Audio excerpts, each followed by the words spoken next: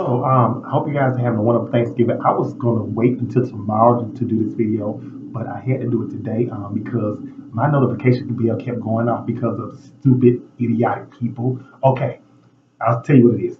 There's this trend of videos going around where it's called, it's like doing where people are going out doing public interviews where they're saying, would you rather have a gay son or a thought daughter?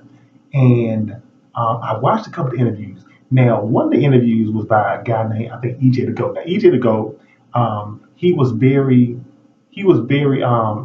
not he's not homophobic the way he did his interview. He was just very straightforward. So I have to give compliments to EJ the Goat. Definitely not homophobic. Some of the people in his video were homophobic, but he was not. There was this one guy doing the interview. I don't know what his name was, but every time some other guy other than EJ to go, it wasn't EJ to go, but he kept saying, "Oh, why would you not refer to the fruit? Why would you call a gay person a fruit? Why would they have to be a fruit? They're a human being."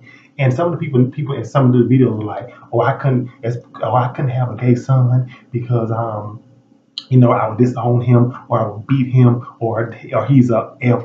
They use the F word, which I'm not going to use on my channel because I don't get that word power on my channel. But it was just the majority of the people in the videos were a lot homophobic. Now, understand that some guy hit me up on social media. He was talking about, you don't know what the definition of homophobia is. I know what the definition of homophobia is. I'm a very smart, intelligent individual. But here's the thing about it. The person who said that, they kept coming to me. I was like, sis, you give me paragraphs. You must be in your feelings. Are you undercover, gay? Understand? Are you undercover?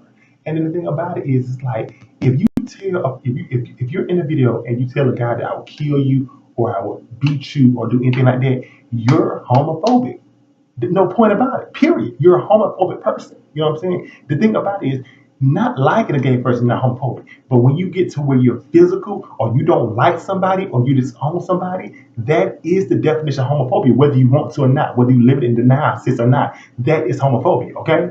Let's get it straight up, okay? But there are people in the video who were not homophobic. So let me explain this to you. I'm not talking about everybody in the video, but the majority of the people in the video were homophobic. That doesn't mean that everybody in America is homophobic. I just think that a lot of people who conduct these interviews, the areas they go into are very homophobic. I would just be interested to go for them to do an interview in an area that was very accepting to the LGBT community. So that's my thing. But I understand you cannot agree with my lifestyle, and you cannot want to have. A lot of people don't want to have a homophobic son because the thing about it is that is something they can